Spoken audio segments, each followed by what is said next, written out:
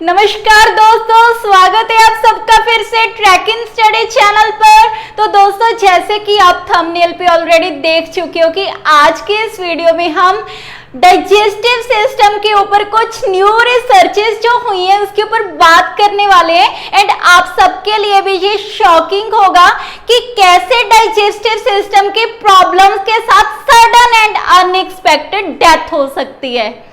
तो दोस्तों, सबसे पहले चैनल को कर लीजिए सब्सक्राइब एंड वीडियो को कर दीजिए लाइक एंड बेल आइकन को क्लिक करना मत भूलना, सो दैट कि जब भी मेरी नेक्स्ट वीडियो अपलोड होती है आपको नोटिफिकेशन सबसे पहले मिले। तो चलो दोस्तों, आज की वीडियो को हम शुरू करते हैं। तो बेसिकली रिसर्च को डिस्कस करने से पहले हम डाइजेस्टिव सिस्टम को थोड़ा ब्रीफ में डिस्कस करेंगे। डाइजेस्टिव सिस्टम बेसिकली माउथ से स्टार्ट होता है एंड इनस पे आके इसका एंड होता है, जिसमें basically mouth, oesophagus, food pipe, stomach, small intestine, large intestine, liver, gall bladder and pancreas, ये सब इंक्लूड होते हैं। एंड जो बेसिकली कोलेक्टिवली इकट्ठे होकर डाइजेशन एंड अब्जॉर्प्शन करने में काम करते हैं। तो बेसिकली दोस्तों, अगर डाइजेशन एंड अब्जॉर्प्शन के प्रोसेस में कोई प्रॉब्लम आती है तो किस नाम से उसको इंडिकेट किया जाता है? गैस्ट्रोइंटेस्टाइनल डिजीज, या फिर गैस्ट्रोइंटेस्टाइनल ट्रैक्ट डिजीज, या फिर गैस्ट्रोएंट्रोलॉजी डिजीज। तो नेक्स्ट हम बात करेंगे कि कौन कौन से बेसिक टू काइंड्स हैं, टू टाइप्स हैं जिसमें हम आइडेंटिफाई कर सकते हैं कि ये डिजीज जो गैस्ट्रोइंटेस्टाइनल डिजीज है कॉन्जेनिटल है या फिर अक्वायर्ड है। तो दोस्तों, कॉन्जेनिटल डिजीज वो होता है जो कि हमें जन्म के टाइम पर हो, मतलब हम अपने मदर एंड फादर से उसको लेते हैं, उसको हम कॉन्जेनिटल बोलते हैं। या फिर कुछ ऐसी मदर की 35 ईयर्स एज अबव थी तो उस केस में भी हमें कोई कॉन्जेनिटल अबनॉर्मेलिटी आ सकती है। क्रोमोसोमल डिसऑर्डर था, उस टाइम पर भी हमें कॉन्जेनिटल अबनॉर्मेलिटी आ सकती है। या तो फिर गैस्ट्रोइंटेस्टाइनल डिजीज जो होगा वो कॉन्जेनिटल होगा। अगर कॉन्जेनिटल नहीं है तो अक्वायर्ड हो सकता है। हम अक्वायर्ड किसको बोलते हैं? जिसको हम अपनी लाइफ में आकर कभी भी अक्वायर कर लें, जो बेसिकली फंक्शनल होता है। एंड आगे चलकर हम डिस्कस करेंगे कि कौन कौन से ऐसे कंडीशंस हैं जिसके साथ सडन एंड अनएक्सपेक्टेड डेथ हो सकती है। तो इस वीडियो में एंड तक बने रहना दोस्तों। चलो आगे हम रिसर्च के ऊपर बात करेंगे कि बोला गया है रिसर्च में कि जो गैस्ट्रोइंटेस्टाइनल डेथ्स होती हैं वो कॉमन है as comparative to cardiovascular diseases, उसके तरीके से बिल्कुल कॉमन है। क्योंकि कारण ये आता है कि अगर किसी पर्सन को हार्ट अटैक हो या कोई भी हार्ट का डिजीज है, बट वो लोग उसको इमरजेंसी समझकर इमीडिएट मेडिकली कंसल्ट करते हैं। अभी गैस्ट्रोइंटेस्टाइनल डिसऑर्डर्स के बारे में बहुत सारे लोग नहीं जानते हैं कि इसके साथ सडन एंड अनएक्सपेक्टेड डेथ हो सकती है। तो उन्होंने ये कारण बोला है कि जैसे कि कार्डियोवास्कुलर डिजीज में बिल्कुल डेथ होती है, वैसे ही यहाँ पर डेथ हो सकती है। क्यों? क्योंकि कुछ ऐसे सिम्टम्स होते हैं, वो हम आगे जाकर डिस्कस करेंगे कि अगर वो परसिस्ट करते हैं तो बिल्कुल अनएक्सपेक्टेड तरीके से डेथ हो सकती है। तो दोस्तों, इस वीडियो में दो टॉपिक्स लिए गए हैं। एक तो ये है कि फिजिशियंस को इसका ध्यान रखना चाहिए जब वो कुछ इस तरीके के पेशेंट के साथ पेशेंट को अटेंड करते हैं, और सेकेंडली वो पेशेंट गैस्ट्रोइंटेस्टाइनल डिसऑर्डर्स के साथ सफर करते हैं and over the counter medicine को यूज करते हैं। तो दोनों एस्पेक्ट्स में ये वीडियो इंपॉर्टेंट है।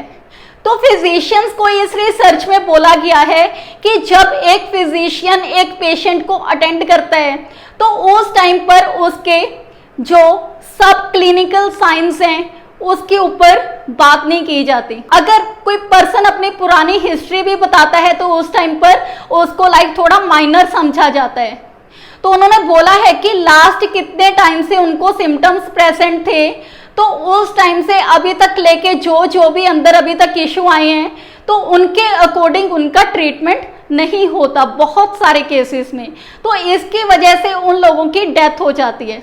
और दूसरी तरफ वो लोग जिनको यहाँ गैस्ट्रोएंटेराइटिस था या गैस्ट्रोइंटेस्टाइनल ब्लीडिंग थी, कुछ इस तरीके के केसेस में वो लोग घर पे बैठे रहते हैं और अगर वो चीज वर्स होती है तो उस टाइम पर डॉक्टर के पास जाते हैं और इसके बाद जो उसके सब क्लिनिकल साइंस थे, मतलब आने से पहले, हॉस्पिटल आने से पहले जो भी उसके साइंस थे उसको लाइक प्रॉपर हिस्ट्री में नहीं बताया जाता, जिसके लिए प्रॉपर ट्रीटमेंट भी नहीं मिल पाता। तो एक तो मेजर कॉजेज ये हैं जिनकी वजह से एक पेशेंट की डेथ हो सकती है। और इस सर्च में बोला गया है कि कुछ रिस्क फैक्टर्स का आप ध्यान रखिए जिसमें आपको लगता है कि ये प्रॉब्लम्स, गैस्ट्रोइंटेस्टाइनल प्रॉब्लम्स आपको हो सकती हैं, आप इसके साथ सफर कर सकते हो। तो दोस्तों सबसे पहले तो मेजर प्रॉब्लम है डेट इज ओबेसिटी। ओबेसिटी को इस रिसर्च में मेन लिया गया है कि जो पर्सन अभी ओबीस होते हैं या फिर जो प्रेग्नेंट वोमेन्स होती हैं उनका जो अब्डोमेन के ऊपर प्रेशर ज्यादा पड़ता है, इसकी वजह से क्या होता है, सबसे पहले तो गैस्ट्रोइसोफेजियल रिफ्लक्स डिजीज। हम बोलते हैं ना कि स्टोमक के कंटेंट फूड पाइप में आने शुरू हो गए, उसको GERD भी बोलते हैं, गैस्ट्रोइसोफेजियल रिफ्लक्स डिजीज भी बोलते हैं।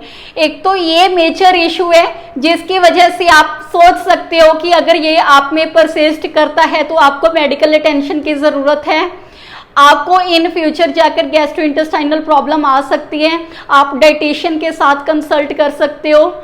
और नेक्स्ट इज फैमिली हिस्ट्री। बहुत सारी डिसीज कंडीशंस दोस्तों ऐसी होती हैं जो एक फैमिली में जेनेटिक फैक्टर्स के थ्रू आगे की आगे बढ़ती हैं। तो ये भी एक ऐसा इशू है जो कि नेक्स्ट फैमिली से एक पीढ़ी दर पीढ़ी चल सकता है। तो नेक्स्ट हम बात करते हैं कि हम कुछ मेडिसिन को हो सकते हैं डेली बेसिस पर यूज करते हो, such as narcotics, anti depressant drugs और एंटासिड ड्रग्स। इनकी वजह से भी हमें फ्यूचर में आकर एक गैस्ट्रोइंटेस्टाइनल इमरजेंसी अराइज हो सकती है। तो नेक्स्ट जो हमारा मेन पॉइंट है डेट इज स्मोकिंग। जो पर्सन अभी स्मोकिंग करते हैं उन केसेस में भी गैस्ट्रोइंटेस्टाइनल इमरजेंसी उनको फ्यूचर में जाकर हो सकती है। एंड नेक्स्ट इज ट्रैवलिंग के टाइम पर जब लोगों का गैस्ट्रोइंटेस्टाइनल सिस्टम या मैं बोल सकती हूँ कुछ डाइट पैटर्न उनका डिस्टर्ब हो जाता है, जिनकी वजह से फ्यूचर में आकर वो इस तरीके की इमरजेंसी से मतलब उनको सफर करना पड़ सकता है। तो दोस्तों 2009 की रिसर्च के अकॉर्डिंग बताया गया है कि जैसे कि बाकी की डेथ्स होती है, हम बोलते हैं ना इतनी परसेंटेज में ये डेथ हुई, इतनी परसेंटेज में ये डेथ हुई, बिल्कुल वैसे उन्होंने बोला है कि जो इमरजेंसी की तरफ लोगों का भी ध्यान नहीं होता उनमें भी बहुत सारी परसेंटेज में लोगों की डेथ होती है। अगर हम देखें एक साल में 21.3% लोग जो गैस्ट्रोइंटेस्टाइनल प्रॉब्लम के साथ सफर करते हुए जिनकी डेथ हुई थी 2009 में ये स्टडीज की गई थी, मतलब 21.3% people were suffering from gastrointestinal disease. तो भी हम देखेंगे कि कौन सी एज ग्रुप वाले वो लोग थे। तो इस स्टडी में बताया गया है कि 7 ईयर ओल्ड वाले बच्चे से लेकर 78 ईयर ओल्ड वाले बूढ़ों तक ये प्रॉब्लम आई थी, जिसमें से मैक्सिमम लोग 30 to 39 ईयर्स ओल्ड वाली उम्र के थे, जिनकी एज 30 to 39 ईयर्स के बीच में थी। तो दोस्तों ये भी एक मेजर इमरजेंसी। और नेक्स्ट हम बात करें कि कितने परसेंट मेल्स थे, कितने परसेंट फीमेल्स थे। मेल्स थे दोस्तों 83% एंड जो फीमेल्स थी दे वर ओनली 13%। तो ज्यादा गिनती इसमें मेल्स की पाई गई थी। दोस्तों न्यू रिसर्चेस के अकॉर्डिंग वो कौन कौन से कंडीशंस हैं जिसमें हमें मेडिकली कंसल्ट करना चाहिए एंड जो हमारी फ्यूचर में आकर एक गैस्ट्रोइंटेस्टाइनल इमरजेंसी हो सकती है, तो इसको फोकस होकर सुनना। तो जो फर्स्ट है that is gastroesophageal reflux disease. इसमें भी हमें ओवर द काउंटर मेडिसिन को नहीं यूज करना, डॉक्टर के साथ कंसल्ट करना है।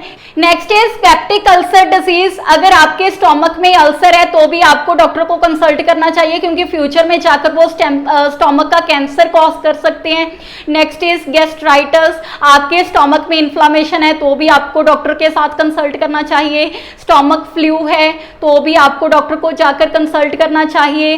Next is coeliac disease. अगर आपको कणक से एलर्जी है तो भी आपको डॉक्टर के साथ कंसल्ट करना चाहिए। इन्फ्लामेटरी बॉवल डिसीज है, आपके इंटेस्टाइन में सोजिश आई है तो भी आपको डॉक्टर को कंसल्ट करना चाहिए। इरिटेबल बॉवल सिंड्रोम में भी कंसल्ट करना चाहिए। अगर प्रोलॉन्ग टाइम से कॉन्स्टिपेशन आपको रहती है तो भी कंसल्ट करना चाहिए। हेमरॉइड्स हो चुके हैं कॉन्स्टिपेशन की वजह से तो भी कंसल्ट करना ही चाहिए। तो नेक्स्ट दोस्तों, इस रिसर्च में बताया गया है कि कौन कौन से सिम्टम्स पे आपको पता चल सकता है कि आपको इमीडिएट मेडिकल केयर की जरूरत है या इमीडिएट मेडिकल अटेंशन की जरूरत है। तो सबसे पहले तो दोस्तों, अगर आपको जो मैंने कंडीशंस लास्ट इन लिस्ट की हैं उसमें से हर कंडीशन में अलग अलग सिम्टम प्रेजेंट होंगे, बट कुछ कॉमन भी होंगे, लाइक डायरिया भी होगा, वॉमिटिंग भी होगी, नोजिया भी होगा, अब्डोमिनल पेन भी होगी, ये सब कॉमन दिखने को मिलेंगे। बट रिसर्च में बोला गया है कि अगर ये सिम्टम्स आपके परसिस्ट करते हैं लॉन्ग टाइम तक, तो उस टाइम पर आपको इमीडिएट मेडिकल अटेंशन की जरूरत है, नहीं फिर फ्यूचर में जाकर gastrointestinal sudden and unexpected death हो सकती है आपकी। अब देख लीजिए कौन कौन से वो सिम्टम्स हैं। सबसे पहले तो है abdominal pain, second is abdominal bloating, third is abdominal swelling, next is fever and chills, next bloody vomitings, next bloody diarrhoea, next inability to swallow, जब आप खाने लगते हो चबाया नहीं जाता, next is less bowel movements, आपके बॉवल मूवमेंट्स कम आ रही हैं जिसकी वजह से आप कॉन्स्टिपेटेड हो, एंड कॉन्स्टिपेटेड होने के बाद अगर लॉन्ग टाइम तक परसिस्ट करती है तो क्या हो सकता है, हेमरॉइड्स हो सकते हैं वहां पर। दोस्तों, these symptoms may indicate a condition requiring emergency medical treatment, do not delay seeking medical advice. And दोस्तों, उम्मीद करती हूँ कि आपको आज की वीडियो बहुत अच्छी लगी होगी। एंड दोस्तों, प्लीज सब्सक्राइब करना मत भूलना, एंड लाइक एंड कमेंट करके जरूर बताना कि ये वीडियो आपको कैसी लगी। एंड मिलते हैं फिर नेक्स्ट वीडियो में, तब तक के लिए टेक केयर।